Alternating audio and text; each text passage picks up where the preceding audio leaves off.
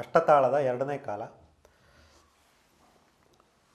ತಯ್ಯ ತತ್ತ ತತ್ತಯ್ಯ ತತ್ತ ತಯ್ಯ ತತ್ತ ತತ್ತಯ್ಯ ತತ್ತ ತಯ್ಯ ತತ್ತ ತತ್ತಯ್ಯ ತತ್ತ ತಯ್ಯ ತತ್ತ ತತ್ತಯ್ಯ ತತ್ತ ತಯ್ಯ ತತ್ತ ತತ್ತ ದೀಮ್ ಕಿಡತ್ಗ ದೀಮ್ ಕಿಡತ್ಗ ದೀಮ್ ಕಿಡತ್ಗ ದೀಮ್ ಕಿಡತ್ಗ ತೋ ದಿನ್ನ ಕಿಡತ್ಗ ದಿನ್ನ ತೈತ ದಿನ್ನ ದಿನ್ನ ದೀಮ್.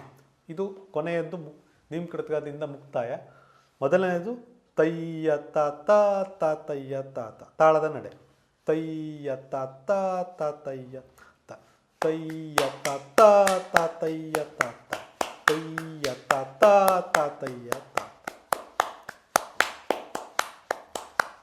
ಧೀಮ್ ಕಿಡತ್ಗ ಧೀಮ್ ಕಿಡತ್ಗ ಧೀಮ್ ಕಿಡತ್ಗ ಧೀಮ್ ಕಿಡತ್ಗ ತೋ ದಿನ್ನ ಕಿಡತ್ಗ ದಿನ್ನ ತೈತ ದಿನ್ನ ದಿನ್ನ ಧೀಮ್.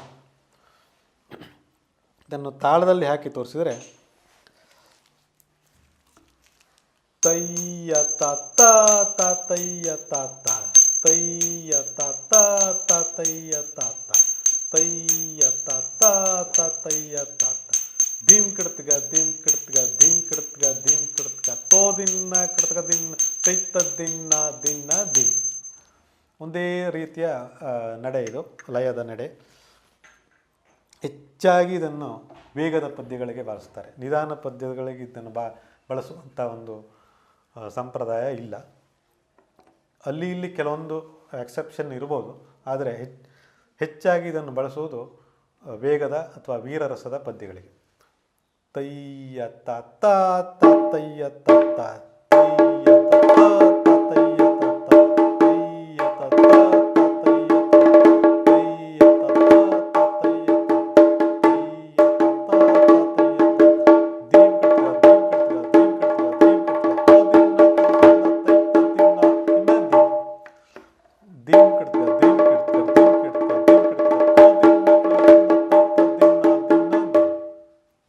ಮುಕ್ತಾಯವನ್ನು ಹಲವಾರು ವಿನ್ಯಾಸದಲ್ಲಿ ನಾವು ಮಾಡಿಸ್ಬೋದು.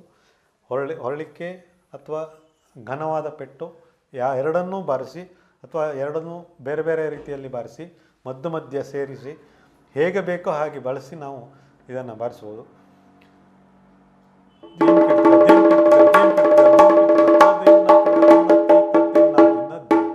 ಇದು ಒಂದು ಥರ. ಆದರೆ ದೀಮ್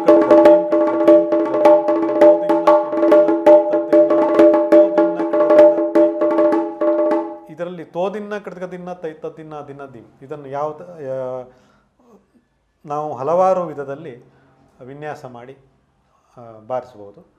ಆಯಾ ಸಂದರ್ಭಕ್ಕನುಸಾರವಾಗಿ, ಆಯಾ ವೇಷಧಾರಿಯ ಕುಣಿತಕ್ಕನುಸಾರವಾಗಿ ನಾವು ಇದನ್ನು ಬಳಸ್ಬೋದು. ಆದರೆ ಬೇಸಿಕ್ಕಾಗಿ ದೀಮ್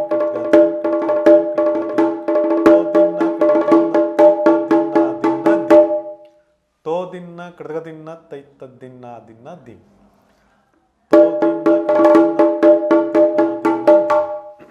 ಇದು ಅಷ್ಟತಾಳದ ನಡೆ ಮತ್ತು ಬಾರಿಸುವಂಥ ಒಂದು ಕ್ರಮ.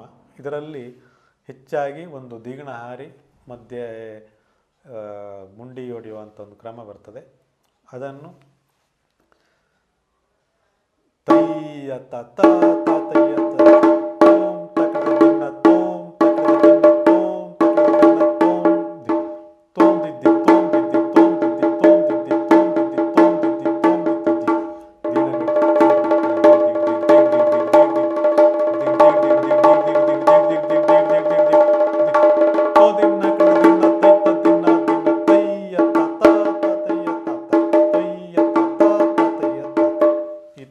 ಮಧ್ಯ ಚಾಲು ಬಂದಾಗ ಅದನ್ನು ಬಳಸಿ ಬಾರಿಸ್ಬೋದು.